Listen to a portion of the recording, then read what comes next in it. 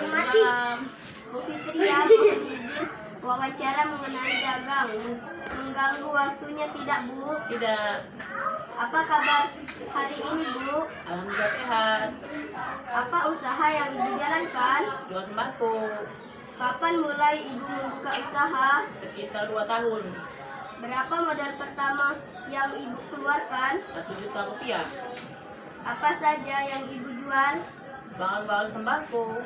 Dalam 1 bulan mendapatkan untung berapa? 200 sampai 300 ribu rupiah. Siapa saja yang membantu Ibu menjaga usaha ini? Anak-anak dan suami. Di mana tempat Ibu belanja setiap harinya? Di pasar. Terima kasih, Bu, atas waktu yang Ibu luangkan, dan terima kasih atas informasi yang Ibu berikan. Semoga Ibu dan keluarga sehat selalu. Amin. Saya izin pamit, ya, Bu. Assalamualaikum